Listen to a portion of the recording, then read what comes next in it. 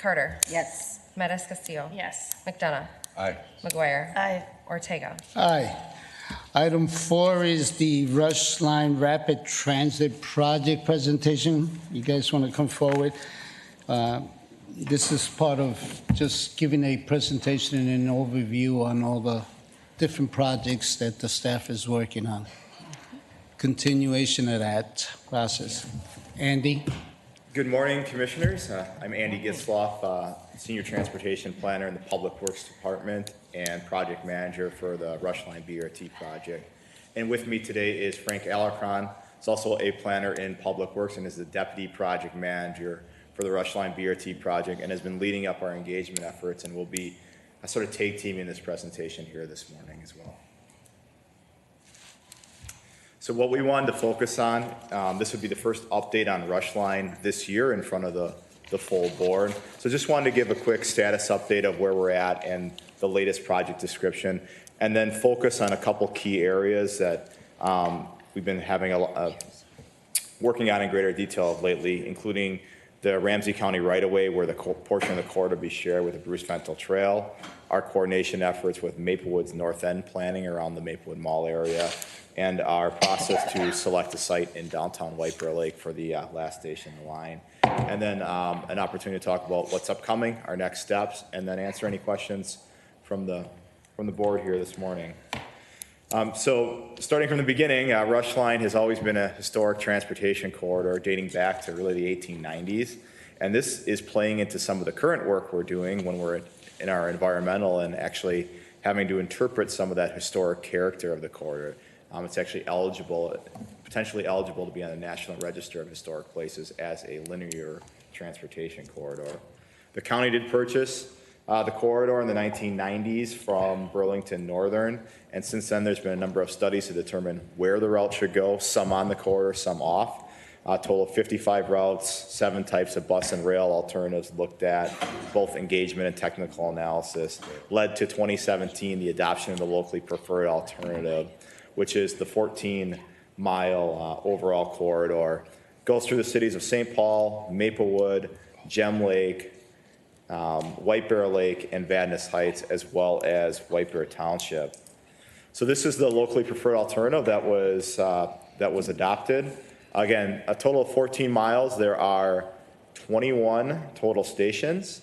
The majority of it is running within dedicated guideway, approximately about 80%. So that's where it either has its own lane or its own roadway. Generally, the alignment out of downtown starts at the Union Depot, serves the Central Business District, travels on Robert Street, serves the Capitol Complex, as well as Regents Hospital with that connection to Green Line at that location. Travels along Phelan Boulevard, and that's where it joins up with the Rail Authority right-of-way, co-locates up through Maplewood along that corridor, and then serves what Maplewood is called the North End with St. John's Hospital and Maplewood Mall. And then to the north of that is where it would follow Highway 61 through Vadnais Heights and ultimately into White Bear Lake by the Marina Triangle and downtown. A couple quick facts: there's about 100,000 jobs currently within a half mile of each station, as well as 100,000 people, both population and employment, are projected to grow by about 25%. Of the population, about 20% of the population is living below the poverty level, which is greater than both the county and the regional average. So providing the transportation benefit and another way to access jobs and other activities through there is a great benefit for this corridor. One graphic wanted to highlight here today. This is from Metro Transit. This is their future rapid transit network. So when you start to look at the trends of what's in our region, the routes that are seeing the growth are the ones that are the high frequency, frequent service. So those are the LRT lines and the bus rapid transit lines. And you'll see with the purple indicated here for Rush Line, it really fills this gap and this need to connect to all those jobs and employment centers that I referenced in the corridor, but also to broaden out those connections throughout Ramsey County and throughout the rest of the metropolitan area.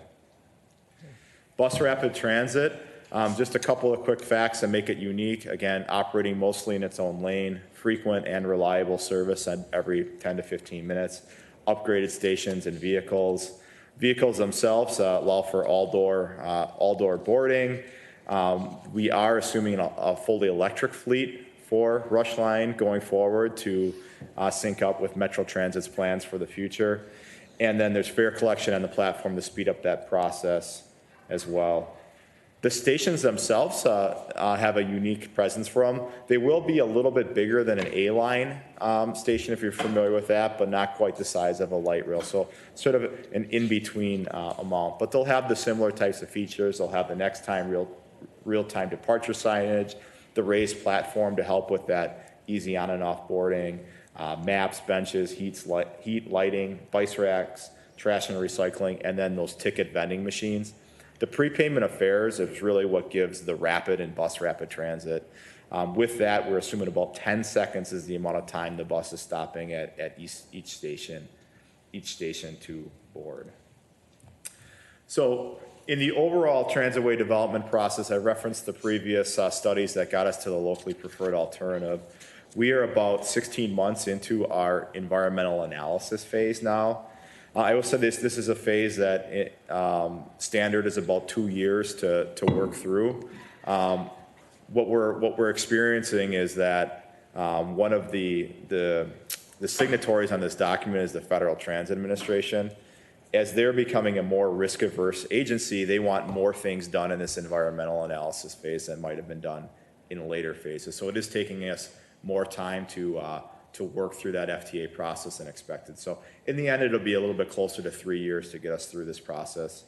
And in addition to actually preparing the environmental documents, so that's where we're looking at things like impacts to natural resources, wetlands, floodplains, endangered species. We're also looking at things like traffic, property impacts, stormwater as part of that phase. In order to get us through and complete all the environmental work, we are advancing engineering here. So we are right now going to about 15% of the overall 100% plans.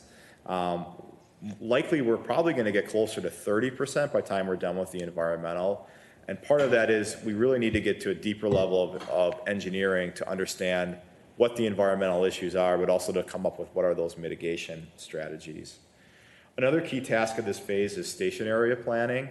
One of the things that we've learned from other projects that have gone down this path, done the detailed engineering, only to realize that if they would have talked to a few people, the station's in the wrong spot. The development is planned on the other side of the street.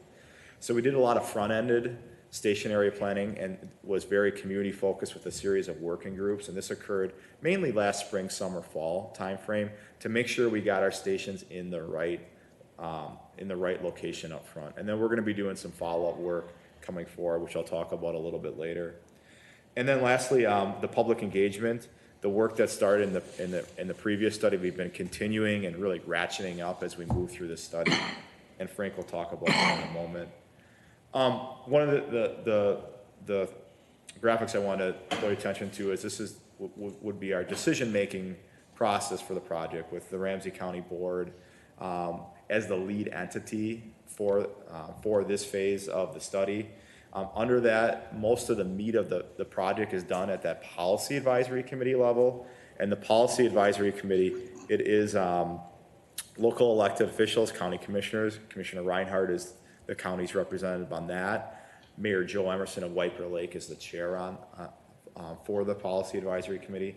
But it also includes business and chamber representatives on there, as well as universities such as Century College, which is nearby, and some of the nonprofit groups as well, such as Cluez and Hmong American Partnership. Nexus Community Partners. Thanks, Frank. In addition to that, we've also formed a community advisory committee, which helps to, again, be our liaison between the project and the community. And this is, again, diverse, both in who's representing. There's residents, there's businesses, but there's a diversity in age on there. There's a diversity in abilities. There's a diversity in a variety of people of color on that committee as well. And then we also have the station area, the technical advisory committee, which is staff, which is from the agencies, the cities, and the counties. And then we have the station area planning working groups. The one distinction with those is they're more geographically centered. So there's a White Bear Lake group, there's a St. Paul group, and there was a Maplewood group as well. So with that, I'll turn it over to Frank to talk more in detail about how we've approached community engagement throughout this process and how that's informed our decision-making to date. Great. Thank you, Andy. So public engagement is an integral part of the planning work that we're doing for the Rush Line.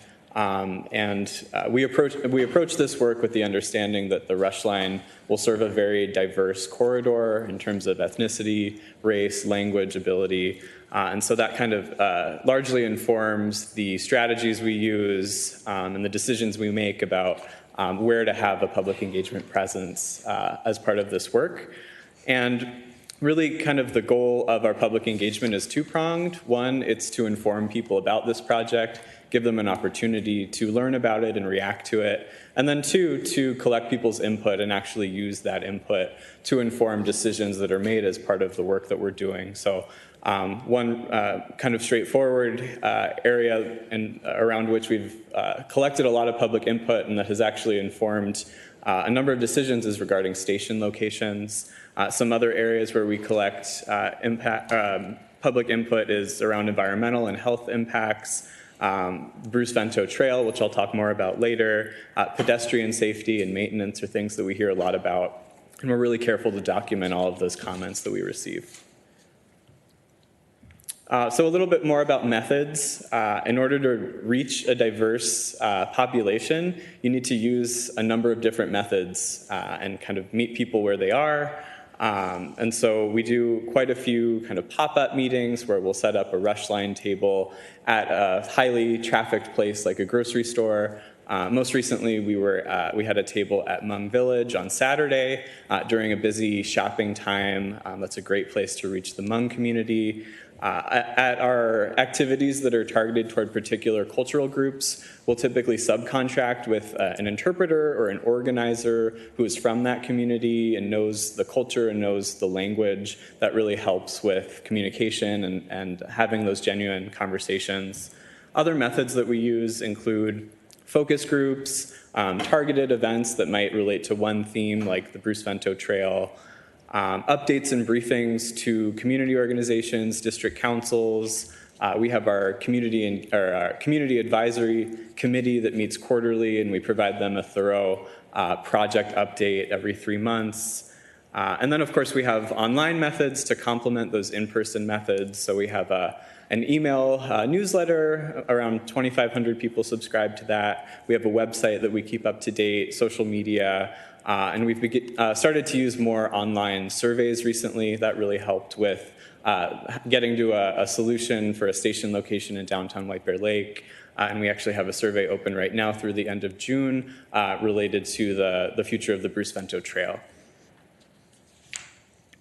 So another tool that we've been using quite a bit in order to really kind of enrich our engagement activities are visualizations. So BRT is still a fairly unfamiliar concept in this region. Not everybody knows what it looks like, what it is. And so having something visual for people to react to when we're out there in the community is really helpful in building understanding of this project and also giving people an opportunity to meaningfully provide their input. So I'm going to share a few examples of visualizations. We have quite a few more that I'm not showing you here today, but just to give you kind of a taste of the visual aids that we're using in the community to gather input.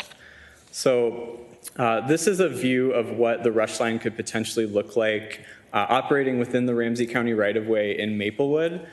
This is just to the west, or to the east, or the west of Weaver Elementary School, which is a public elementary school in Maplewood. It's just south of County Road B. And so we used this and a series of similar visualizations to do some targeted engagement with the Weaver school community. So we gave a presentation to the parent-teacher organization there. We brought visualizations like this to the Weaver Elementary School Carnival and showed parents and students what this could all look like. We really emphasized that we're proposing a grade separation in this particular area because that kind of local trail connection that runs perpendicular to the Bruce Vento Trail is used by children walking to school, and so grade separation is an appropriate treatment here to avoid any conflicts between kids walking to school and the BRT. Here's another view of that, that same area that places a little more emphasis on that underpass for that local trail connection where kids are using that to walk to and from school. Overall, the reaction among parents was pretty positive to these. They appreciated the grade separation and generally liked what they saw. So we also get a lot of questions about what are intersections going to look like when the BRT guideway intersects with a regular street. So we usually bring some visualizations to our engagement efforts that kind of take a typical intersection like this one and try to demystify it for people a little bit. So this is a visualization of what the intersection at County Road B could look like. As you can see, it kind of looks like a standard at-grade intersection. It's signalized. There's signage kind of on the left side of that image saying "Do not enter," so that regular drivers know that this is a bus-only facility.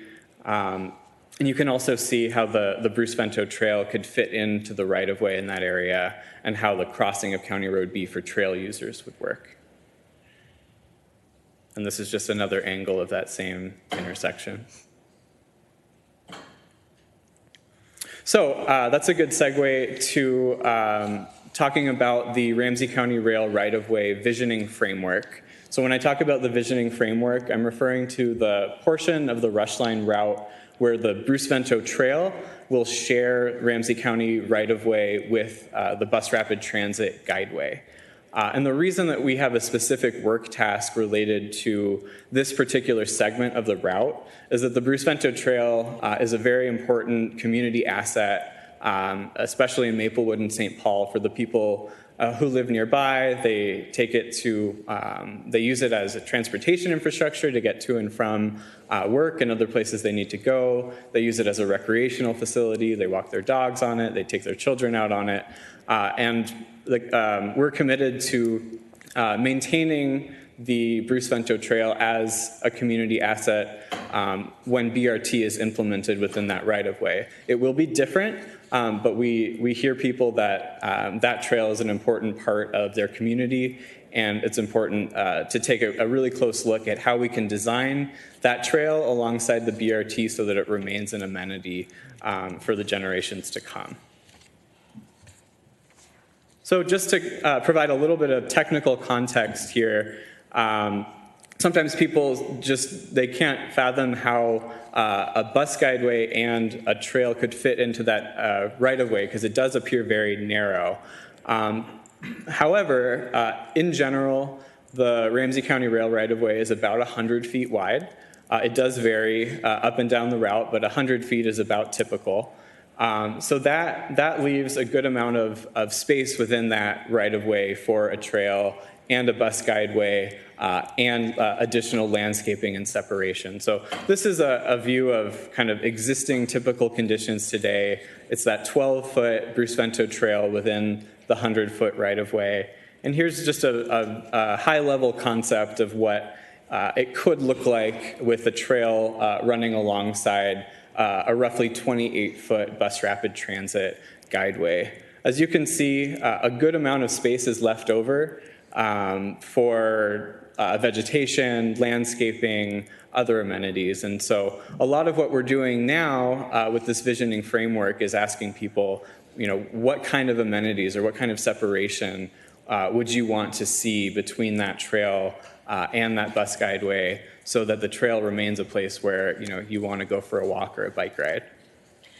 Can I ask a question here? Go ahead. Thank you. A number of us are bikers here, and when we bike and walk on the same trail, it gets to be a lot. So that's a joint trail, though, right? The Correct. Bike and walk. And if there's more room, do you ever think about doing a walking trail and then a bike one? I mean, because you're going both ways on a bike, and the walkers, I think, just sometimes feel, threatened by that.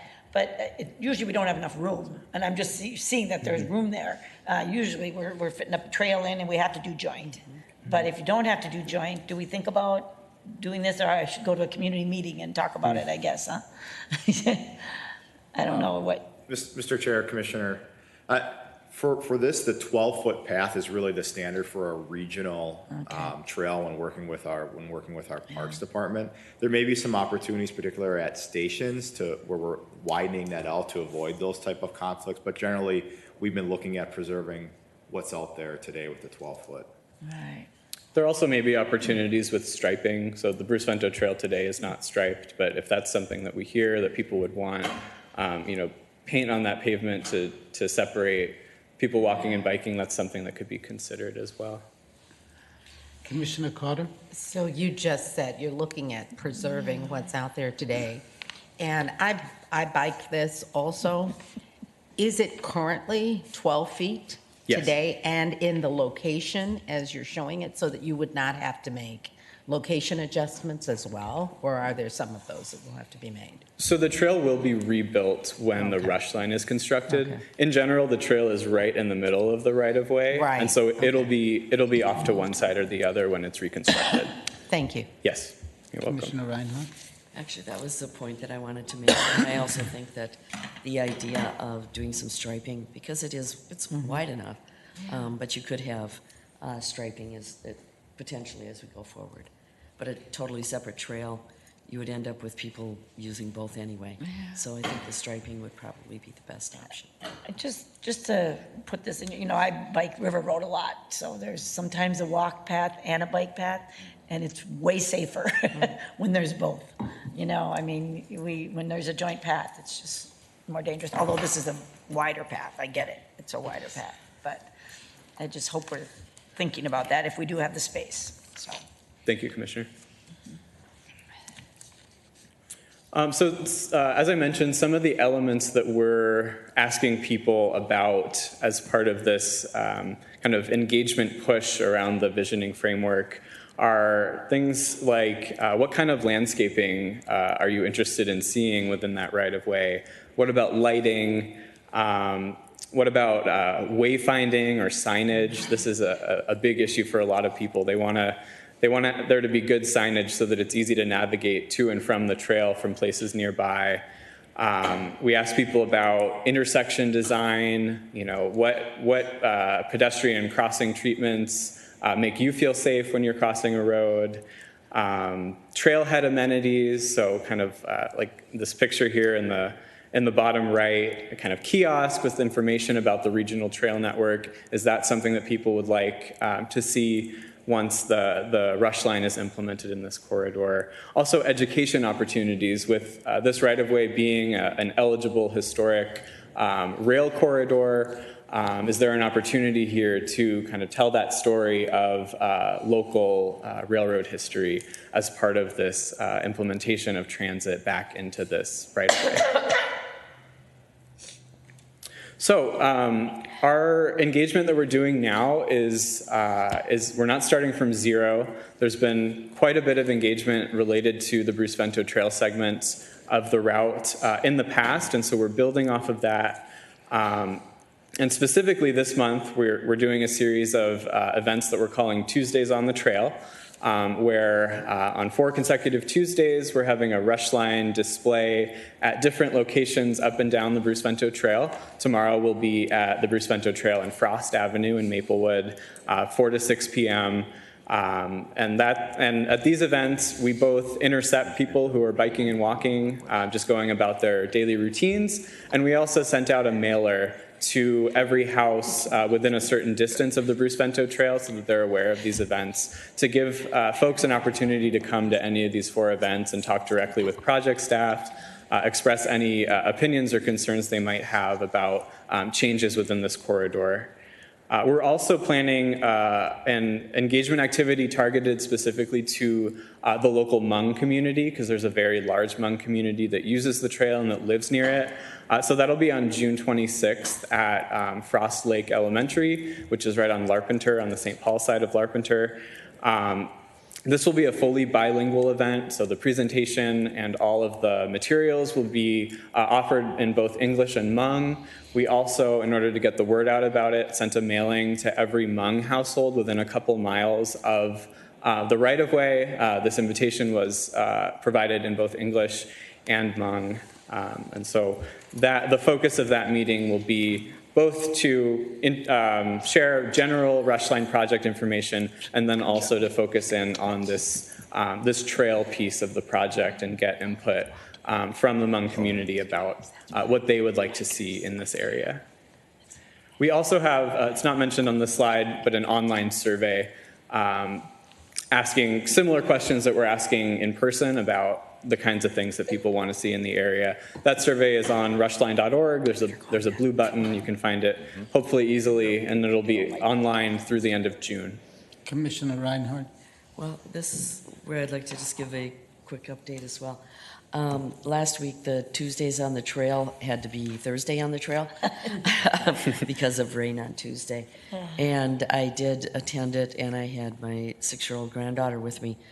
And she took it very seriously, as Andy knows, because she gave him ideas on how to align everything so that we made sure that we had the trail and that the buses, wherever there was a corner, they were able to make it through there. So Andy was great, and as I said, she took it seriously. But I think that, you know, a 6-year-old is one thing, but the fact of the matter is people are paying attention and coming out and not shying away from giving their viewpoints. So, but yes. Well, Commissioner Reinhardt, on the contrary, I want you to give a lot of weight to that 6-year-old. What the rest of us, we won't be around. Well, and Andy did tell her that he was going to write it down and make sure it became part of the record. So, Thank you, Commissioner. Mr. Chair, just on that, we did hear from some of the interns yesterday at Active Living, and one of the interns, they're working on this Tuesdays on the Trail, and I just want to give a shout out to the interns that we all met a couple of weeks ago that are helping with some of these projects, so it's really great. Thank you, Commissioner. So just a brief summary of the things that we hear when we do engagement along the trail.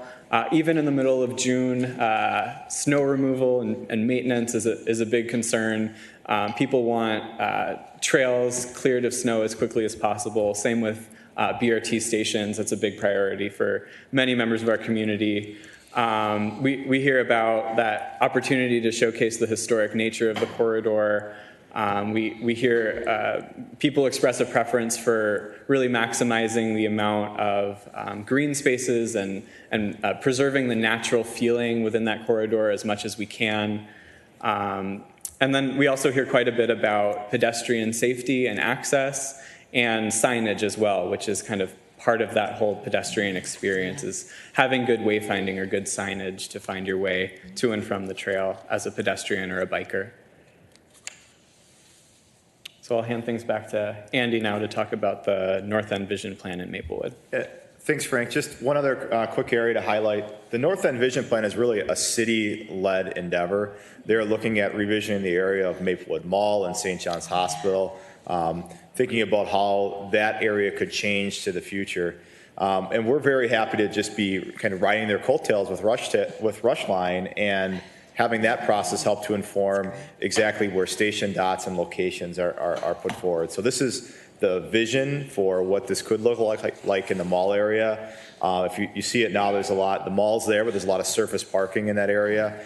Generally, the idea would be to bring in more land uses, more residential in particular in the area, and then reconnect a street grid through that area as well. And then if you can see the red line that's kind of floating through here, there's a station at the existing Metro Transit Park and Ride, and then there's a station on St. John's Boulevard, which is near the front entrance to St. John's Hospital. So we're really lucky in this area that both stations are anchor points within this broader redevelopment area, and it's something that the mall's become excited about, and it's something that the hospital has become excited about, particularly when they're thinking about access for their clients, for their customers, and for their employees to get to their medical campus here into the future. Since it is a city-led effort, most of the work we've done has been in a supportive role. We've gone and presented at their business council. We've engaged with a separate North End working group they formed. One-on-one meetings with St. John's Hospital and the Maplewood Mall, we've been included in a part of those. And business outreach, some of the door-knocking activities, we've had a staff person go along with those as well. And Maplewood is looking at adopting that long-range plan, which includes Rushline and the stations as part of it, into their plans later this year.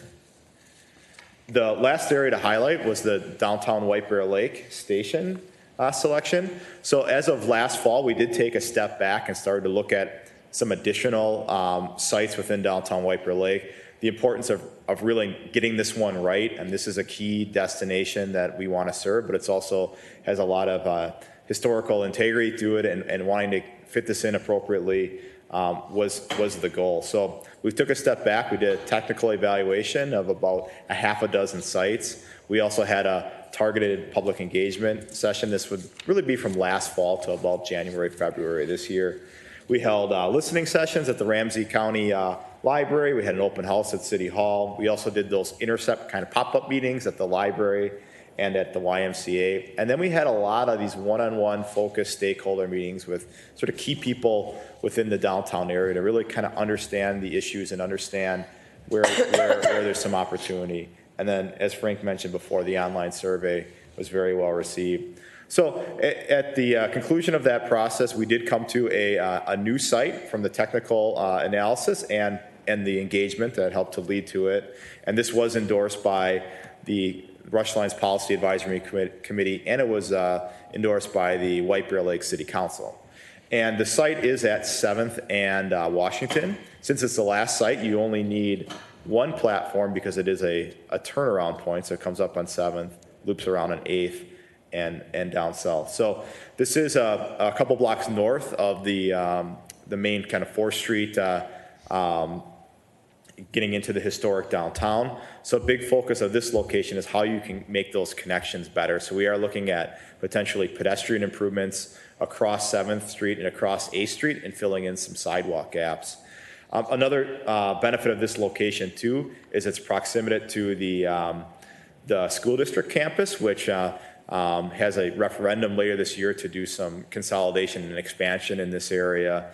And there's also an emerging arts district with the Performance Art Theater just to the north of this site. So there's opportunities to sort of reconnect a broader downtown of White Bear Lake into this going forward. So with that, moving forward from today, we're going to continue on with our public engagement efforts. Things like that come up with downtown White Bear Lake, if we have to put more resource to them or take a little bit more time to thoroughly go through them, we're going to keep going down that path of doing that and trying to address these issues now than opposed to later in the process. Station area planning, what we're working on now is we've got a market assessment, we've got a ped and bike gap analysis, we've got the visioning documents. We're going to put that all together for each city as sort of a guidebook that they can have to use as a tool to advance their own efforts. And then engineering, right now we're working towards a set of design plans, and we're going to send those out in summertime for each of the city staffs to kind of circulate around, provide us comments on those as well. And then during the same time frame, we're making another round to the city council, so all 4 councils and the township, kind of like we're doing with the board here today, just giving an update on the project, sharing some of the developments, capturing any ideas or any issues or concerns earlier so we can address them going forward. And then lastly, with the environmental, we're working towards getting our environmental document ready. It's got to go for a number of stages of review from FTA. So that is looking like that'll be a next year time frame for having a document that's out there and published. So with that, both Frank and I would be happy to answer any questions from the board. All right, good work. Commissioner McLennan? Yep, thanks, Mr. Chair, and nice presentation. It's well done. The one comment I'll make is as we've been working on the goal line, I want to make sure that, especially around the downtown St. Paul stations, we've kind of had a walk back Met Transit's vision for those stations to really protect the integrity of a BRT system and that experience for the riders, and whether it's platform height or the reality of the stations, and helping make sure that as you're moving forward in the planning that work gets done early so that you don't have that same issue as we're having with the goal line to try to get this back so the experience for all the riders and all the communities is consistent throughout the whole thing. Any other comments? That's great. Thank you, Andy. Thank you. Frank, great job. Well done. Yes, thank you very much. For everything. Having no further discussion, we are adjourned. Don't go anywhere, we're taking a picture.